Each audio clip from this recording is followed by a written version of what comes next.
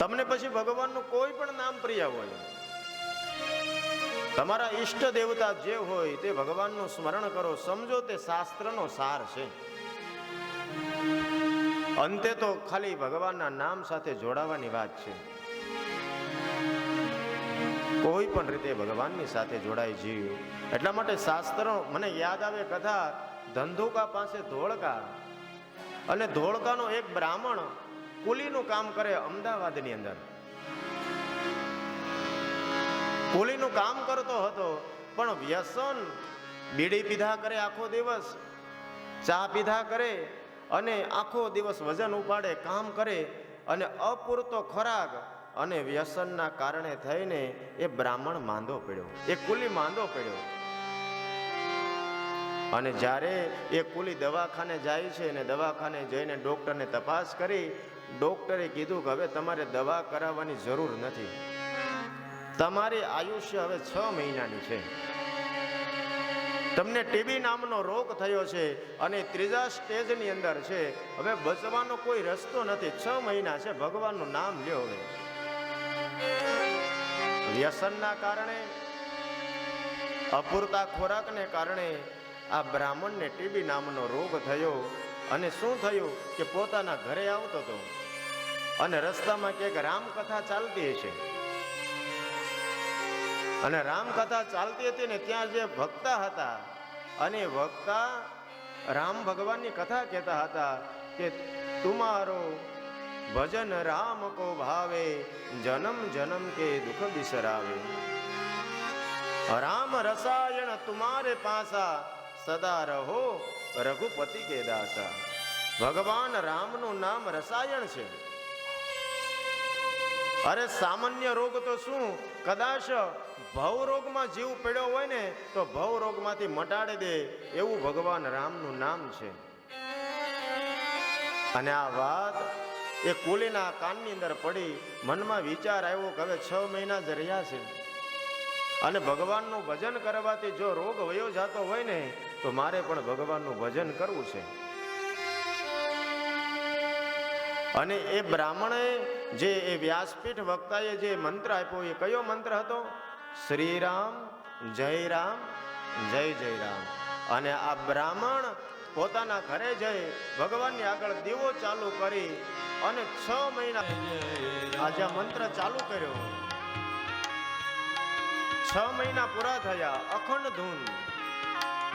તમે જામનગર ગયા હોય તો 60 વર્ષથી બાલા હનુમાનમાં અખંડ ધૂન ચાલુ છે.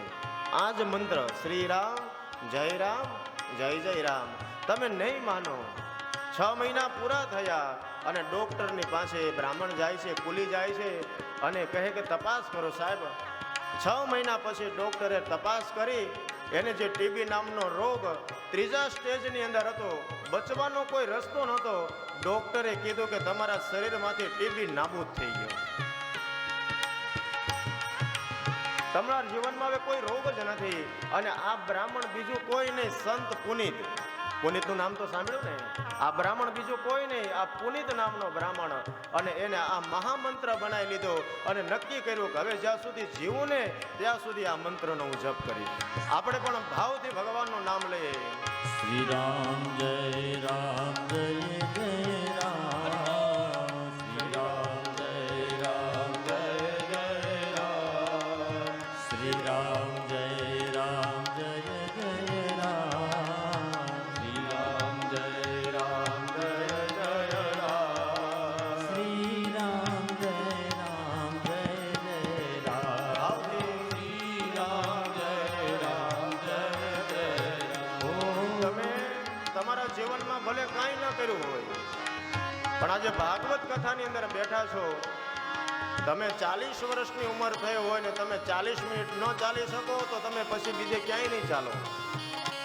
પછી ડોક્ટર કહે કે વોકિંગ કરવા માટે જાઓ, અને ડોક્ટર કે એ પહેલા આપણા ઘરે ભાગવત કથા છે, દરરોજ સવારે વહેલા જાગી અને આ વ્યાસપીઠની પ્રદક્ષિણા કરો.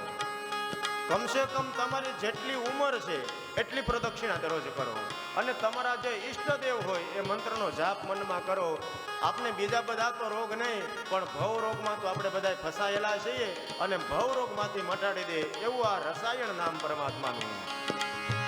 શ્રી રામ જય રામ જય જય ભાવથી રામ શ્રી રામ જય રામ જય જય રામ શ્રી રામ જય રામ જય જય રામ શ્રી રામ જય રામ જય જય રામ શ્રી રામ જય રામ જય જય રામ શ્રી રામ જય રામ જય જય રામ શ્રી રામ જય રામ જય જય રામ શ્રી રામ જય રામ જય જય રામ બોલો શ્રી રામ જય રામ જય જય રામ શ્રી રામ જય રામ જય જય રામ શ્રી રામ જય રામ જય જય રામ શ્રી રામ જય રામ જય જય શ્રી રામ જય રામ જય જય રામ બંને હાથ ઊંચા કરી ભાગવત કથાના માંડવામાં આવે.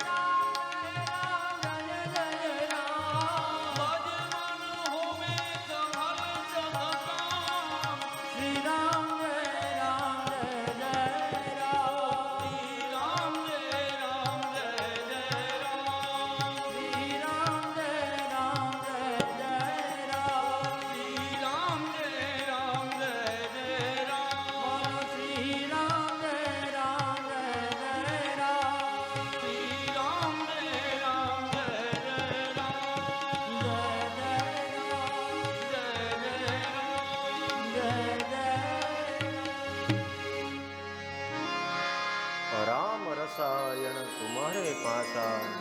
ભગવાનનું નામ એવું રસાયણ છે. પ્રશ્ન હતો કે શ્રેય શેનાથી થાય, તો કે આ શરીર છે ને એ શરીરનું કલ્યાણ કરવા માટે આ દેહ મળ્યો છે. શ્રેય પ્રાપ્તિનું સાધન કયું, તો કે આ શરીર. શાસ્ત્રનો સાર શું, તો કે પરમ તત્વની ઓળખ કરવી ને એ જ શાસ્ત્રનો સાર છે.